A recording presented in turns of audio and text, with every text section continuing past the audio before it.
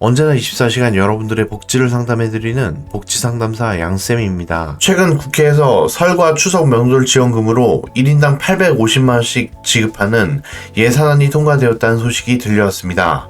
이 명절 지원금 누굴 위한 것이라고 생각하십니까? 저소득층을 위한 지원일까요? 혹은 경제적으로 어려운 계층을 돕기 위한 것일까요? 놀랍게도 이 혜택은 바로 우리나라 국회의원들에게 돌아갑니다. 국민 대다수가 명절 준비에 대한 경제적 부담을 느끼고 있는 상황에서 국회의원들에게 이러한 혜택이 주어진다는 사실은 분노를 자아냅니다.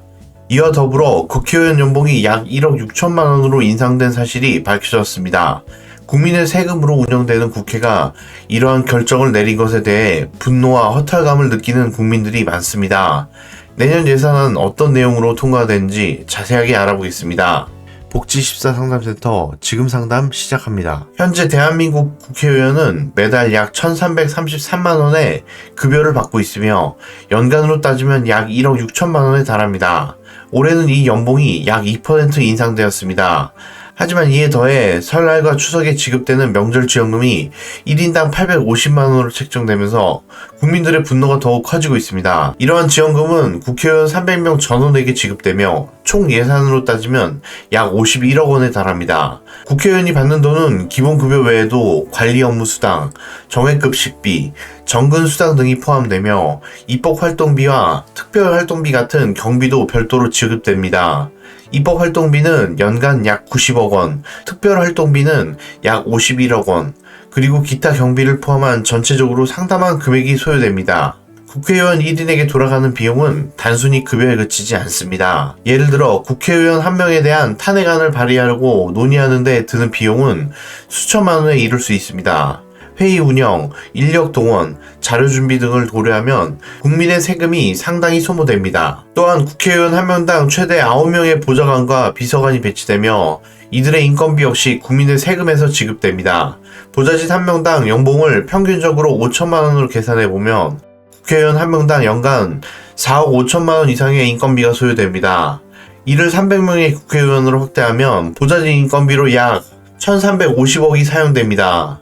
여기에 입법 축사나 해외 출장, 각종 판권비 등이 추가되면 국회의원 한 명당 실제로 소요되는 비용은 급여의 몇 배가 달합니다. 예를 들어 상임위원장이 받을 수 있는 추가 공판비는 연간 1억 원에 달하며 국회의원들은 후원금으로도 연간 1억 5천만 원까지 모금할 수 있습니다. 문제는 이러한 국회의원 특혜가 늘어나고 있는 가운데 국민을 위한 예산은 줄어들고 있다는 점입니다. 최근 국회에서 통과된 예산안에서는 사회복지, 교육, 지역 인프라 예산이 대거 삭감되었습니다. 정부가 요청한 677조 4천억 원의 예산 중 약 4조 1천억 원이 삭감되었으며 특히 국민들이 체감할 수 있는 공공복지 예산이 큰 타격을 받았습니다.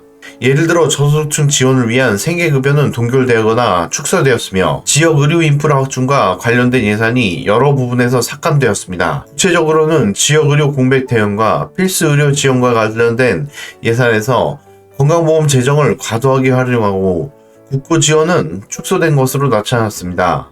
이는 정부의 지역 의료체계 강화 정책에도 불구하고 관련 예산이 충분히 뒷받침되지 않아 의료 접근성 향상에 한계를 볼 가능성이 있다는 지적을 받고 있습니다. 국회의원 차량 지원 및 교통비 혜택입니다. 국회의원들은 공용 차량과 운전기사를 지원받을 수 있으며 KTX와 공항 VIP 라운지 이용 혜택도 받습니다. KTX 특별석, 국회의원은 연간 수천만 원의 교통비를 지원받으며 이는 국고에서 전액 부담됩니다. 공항 VIP 라운지, 국내외 출장을 이유로 국회의원이 공항 VIP 라운지를 무료로 이용한 사례가 보고되었습니다. 국회의원뿐만 아니라 가족도 특혜를 누릴 수 있다는 점이 문제로 지적됩니다. 의원회관 내에 위치한 내과, 치과, 한의원 등의 의료시설은 의원 가족도 몰래 이용할 수 있으며 진료비가 거의 무료입니다.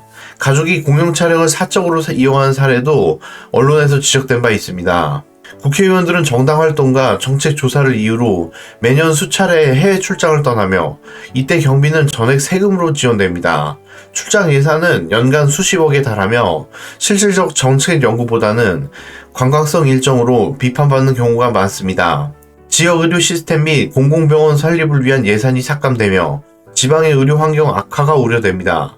2025년 삭감된 금액으로는 약 1조 2천억 원이 의료 인프라 관련 예산에서 삭감되었습니다.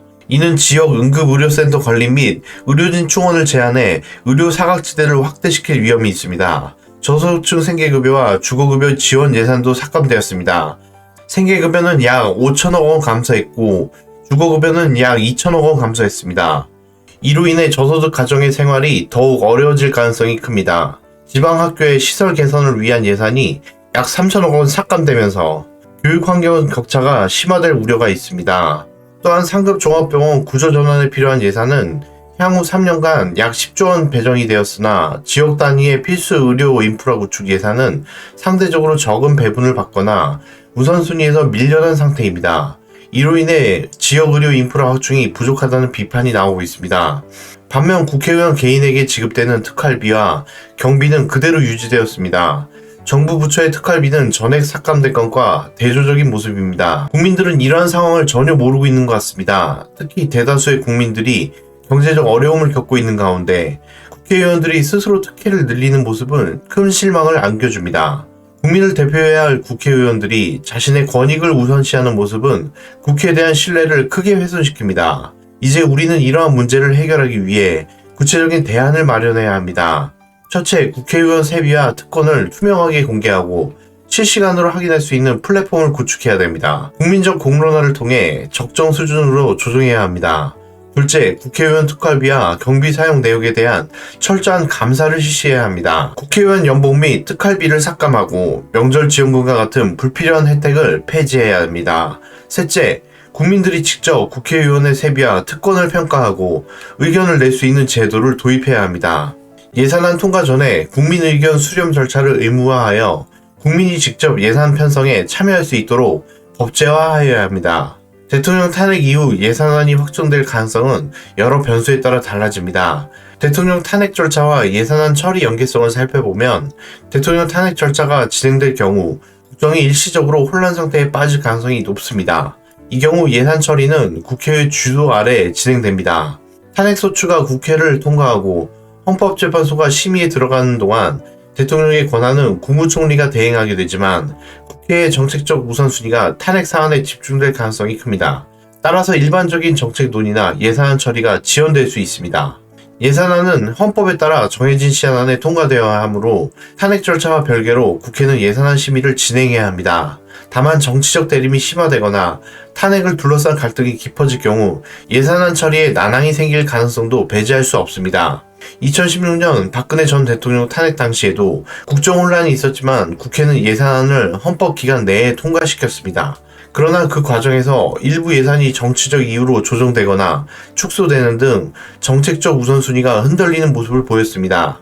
탄핵이 진행되면서 여야 간 협치가 어려워질 경우 국회의원 개인 특권과 관련된 예산은 쉽게 통과되면서 국민 복지와 관련된 예산은 우선순위에서 밀릴 가능성이 있습니다. 특히 지역 의료 인프라 확충이나 공공복지 예산처럼 이미 삭감된 항목은 추가 논의 없이 방치될 위험이 있습니다. 탄핵 이후 예산안이 확정될 가능성은 높지만 그 내용과 방향성은 국회의 정치적 기류에 크게 좌우될 것입니다.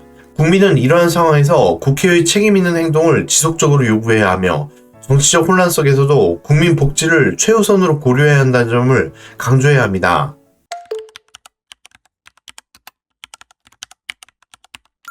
국회의원은 국민을 대표하는 위치에 있습니다. 국민의 세금으로 운영되는 국회가 국민을 위한 정책과 예산을 마련하는 데 집중해야 함에도 불구하고 자신의 이익을 우선시하는 모습은 변해야 합니다. 이제는 국민들이 깨어나 국회의 변화와 개혁을 요구해야 할 때입니다. 정부에서 지원받을 수 있는 내용들 하나하나 꼼꼼하게 챙겨보실 수 있는 방법, 신청하지 않으면 못 받는 정부 혜택들 복지24 상담센터에서 항상 챙겨드릴 테니까요. 오늘 내용 도움이 되셨다면 잊지 말고 구독, 좋아요, 알림 설정 꼭 해주셔서 놓치지 않으셨으면 좋겠습니다. 그럼 다음에도 알찬 정보와 함께 복지 상담으로 찾아뵙도록 하겠습니다. 언제나 24시간 여러분들의 복지를 상담해드리는 복지상담사 양쌤이었습니다. 시청해주신 여러분 감사합니다.